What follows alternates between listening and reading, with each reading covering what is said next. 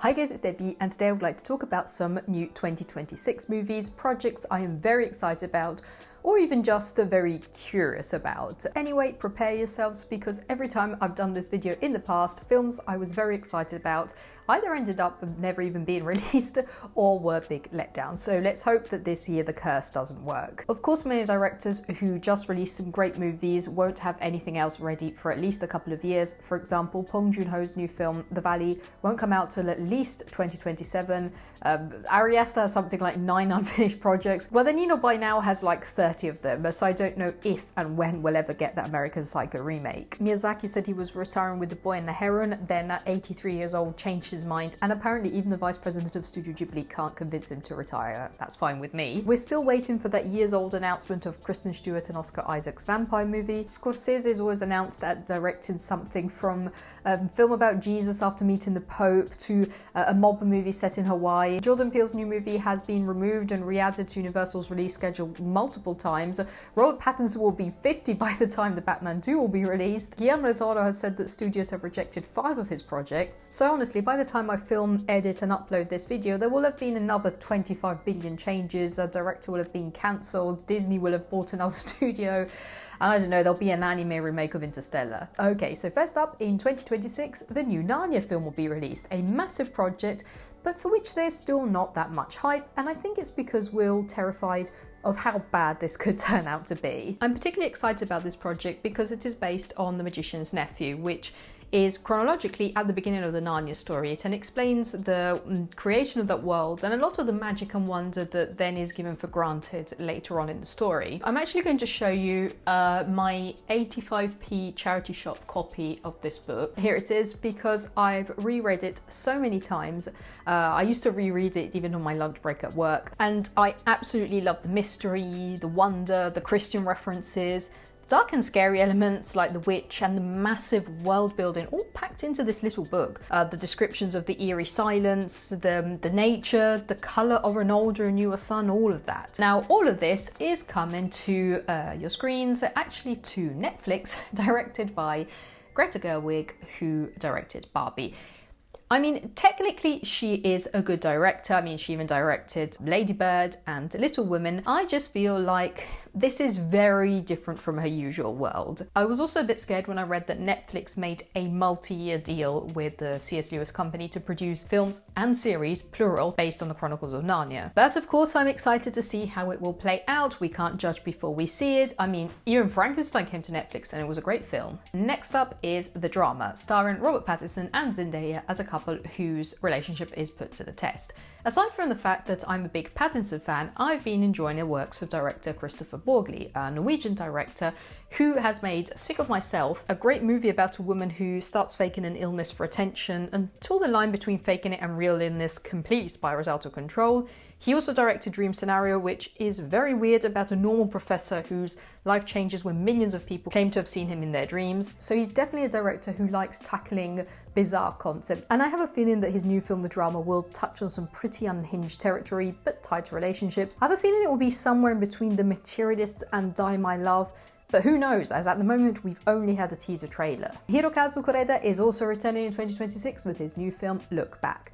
When I first read the plot, I thought it sounded very familiar until I realised I had already seen the anime adaptation that was released a couple of years ago. Apparently the whole story of Koreeda remaking this film all started back when the cover of the book caught his eye in a shop at a station, and I'm particularly curious about it because I've loved every film I've seen by Hirokazu Koreeda. He definitely has a gift for telling unconventional family stories. See his films like Father Like Son, about children switched at birth, or Our Little Sister, in which a group of sisters bond after their father's funeral. I especially loved Shoplifters, about a family who secretly take in a little girl or kidnap her, depending on how you see it, and Broker, about a child abandoned at a baby box who ends up in custody of an unlikely group of people. So I think his new movie Look Back is in good hands. Next up is the new Dune movie, a film I would definitely not have expected to see on this list a few years ago after my disastrous experience with the first film. I think I've told you the story by now multiple times about how I never got to see the first Dune film at the cinema, so I ended up watching it at home on my computer. Not the ideal viewing experience, obviously. I didn't get into all the hype and excitement about it, until I then rewatched it further on, and then I made up for it with the second film. I managed to watch that not on my computer screen. In the meanwhile, I saw Hans Zimmer play the soundtrack live, so I'm definitely excited now for this third film, which hopefully I will even get to see in an IMAX theatre, as they have finally decided to build one not too far from where I live, so it would be the first time in my life I actually go in an IMAX theatre. This third chapter will be the final in Villeneuve's trilogy, and the element I'm particularly curious about is the change of cinematographer from Greg Fraser, who shot the first two chapters along with Zero Dark 30, The Batman, Rogue One, The Creator, Lion, Vice, Snow White, to Linus Sandgren, who shot La La Land, Saltburn, Don't Look Up, Babylon, American Hustle, First Man, Jake Kelly, Joy, The 100-Foot Journey. So I wonder how much the aesthetic we're used to will change. Next is, of course, the Odyssey. You know how much of a huge Nolan fan I am, and between his films we have to usually wait 3 years, so of course a lot of anticipation builds up. Now he's returning with this massive Greek mythology project, apparently shot with little to no CGI, and which I hope I will also get to see on the IMAX theatre. Christopher Nolan was actually offered to direct Troy over 20 years ago, but in the end it ended in the hands of Wolfgang Petersen, and Nolan was assigned Batman Begins as a sort of consolation prize, but which in hindsight, it all turned out to be a win-win situation. Now, since the first set photos, the first teaser trailer were released, I've seen a lot of criticism online of people saying that the costumes look tacky or that a lot of elements aren't faithful to the source material. I'm personally not that knowledgeable about the topic, and I also want to form my opinion in theatres. Not just because in Nolan we trust, but after all, he is one of the directors working at the moment who really cares about making a great piece of art. Also because he has massive budgets. He's always tried to up the game when it comes to set design, soundtracks, costumes, special effects. He's very far from sloppy. But I can see how at the same time we tend to justify a lot of things just because it's Nolan. For example, one of the things I'm progressively liking less about his films is the sheer amount of famous actors he puts in him. At this point, we're basically doing the DiCaprio pointing at the screen meme, and I'm a bit afraid that that could become distracted and pull you out of the wonder of the story. Another director who's made many great films and who is returning this year is Robert Eggers. I've seen all of his feature films, The Northman, The Lighthouse, The Witch, Nosferatu, and they're all great. Now he's returning with another dark story, Werwulf.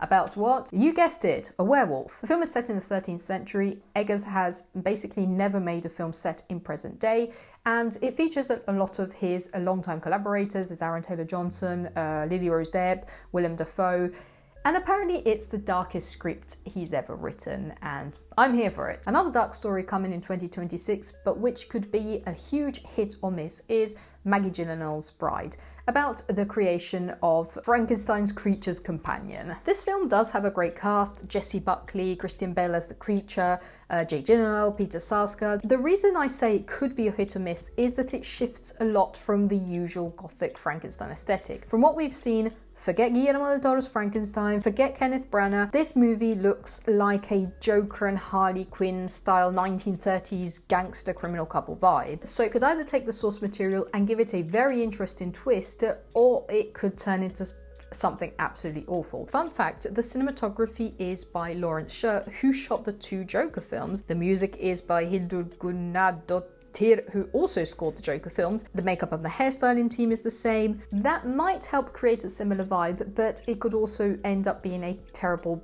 plain copy and paste. We'll see, I'm curious. Next up, we have a horror film with a completely different vibe, and that is the fourth Terrifier film. I've seen all the previous ones, and I'm always amazed at how they can manage to come up with even more repulsive things Ark the Clown can do. I also love how we're witnessing in real time the birth of a new horror icon and a new horror villain. And what I like the most is how little to nothing is explained about Art. We don't know what his goal is, why he's like this, or how he became this. He's just Art the Clown. We saw the last chapter just as intended in an absolutely packed cinema at Halloween, with people screaming, laughing at the screen, walking out of the theatre. Now Damien Leone is working on a fourth and apparently final chapter in this saga, which apparently includes also 15 minutes dedicated completely to arts background story, which hopefully won't ruin too much the mystery surrounding him and the lore of the films. Then we have Good Luck, Have Fun, Don't Die. Did I get all of that right? Starring Sam Rockwell as a man from the future who returns to the past to recruit a group of people at a diner to fight AI. This movie is directed by Gore Verbinski, who has made a huge range of very different films,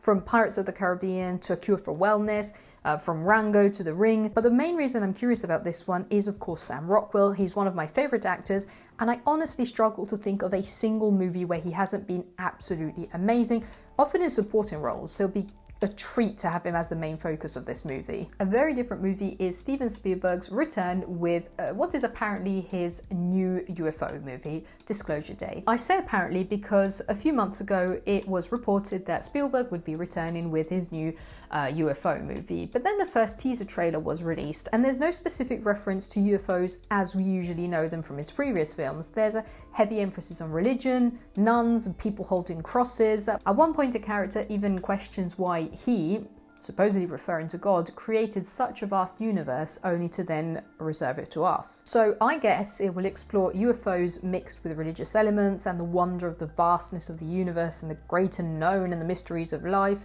Spielberg has been fascinated with aliens since he saw a meteor shower as a kid, and he's directed films like E.T., Close Encounters of the Third Kind, and War of the Worlds. So given how much of this topic is close to his heart, it will be exciting to see him return to it after 20 years. Next we have The Social Reckoning, a film I'm more curious about rather than excited. It's being called a companion piece to The Social Network, a movie often considered one of the best of the 21st century about the birth of Facebook. This new film is still about Facebook, but set many years later after documents are leaked showing how damaging the social media is for society, but how the company still decides to ignore them and prioritize profit over addressing them. The cast is completely new, with Jeremy Strong as Mark Zuckerberg, alongside Jeremy Allen White, Wunmi Mosaku, Mikey Madison, Bill Burr. Aaron Sorkin, who wrote the first movie, returns as writer and director, while David Fincher, who directed the original, said he discussed returning, but the sequel is a can of worms. Last year, Sorkin said he was writing a Facebook movie, but tied to the January 6th Capitol events. So my guess is they're just trying to write just another Facebook movie, and I doubt it will play out like the first one, but we'll have to wait and see. Another director returning in 2026 is M. Night Shyamalan. Whether it's good, bad, terrible, we always end up watching his films. He's a constant hit and miss. He makes great movies like The Sixth Sense, The Unbreakable Trilogy, Unbreakable Split Glass, Signs, and even The Visit. But then you have misfires like Old or Knock at the Cabin.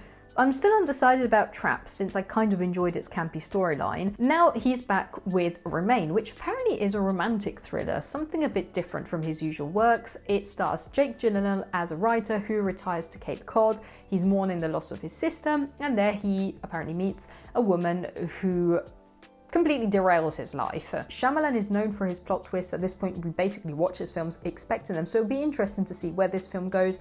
I've seen the words supernatural thrown out a lot, so I hope it won't be too similar to another movie he's made with a similar plot. If you know, you know. Next is Digger, Alejandro Iñárritu's new movie with a stellar cast: Tom Cruise, Riz Ahmed, Jesse Plemons, John Goodman, Michael Stuhlbarg, and it follows the most powerful man in the world embarking on a mission to prove he's humanity's savior before a disaster he unleashed destroys everything. And now, aside the interesting premise, the stellar cast, I'm also excited because cinematographer Emmanuel Lubezki returns here. He shot so many good films. He shot Children of Men, Birdman, The Revenant, The Tree of Life, Sleepy Hollow, Gravity, Meet Joe Black, A Series of Unfortunate Events.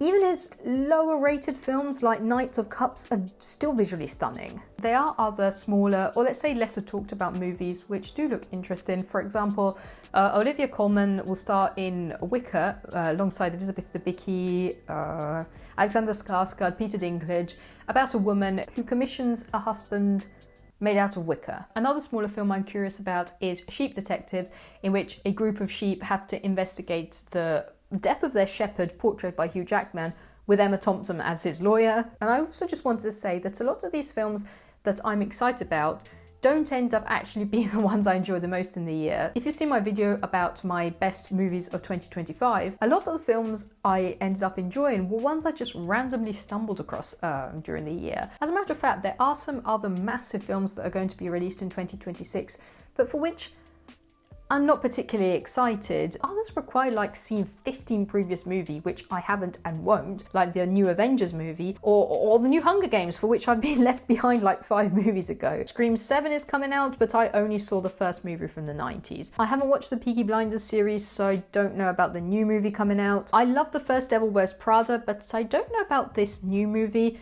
By the way, Anne Hathaway is in an insane amount of movies at the moment. Only in 2026, she's in the Odyssey, Mother Mary, The Devil Wears Prada, Flower Vale Station, and Verity. And they're already shooting Ron Howard's new movie, Something Dawn, which is releasing in 2027. David Fincher's sequel to Once Upon a Time in Hollywood is releasing, but I didn't even like the first one, so I'm definitely not looking forward to more Cliff Booth adventures. Apparently this one will be about the protagonist's time back in the day in a prisoner of war camp. I don't know if it's a red flag that even DiCaprio refuses to return, even just with a cameo appearance. Superman was good, but I'm not into the new super quirky Supergirl movie. I have no clue about Wuthering Heights as I haven't read the book, and what on earth was Andy Serkis thinking with his funny version of Animal Farm?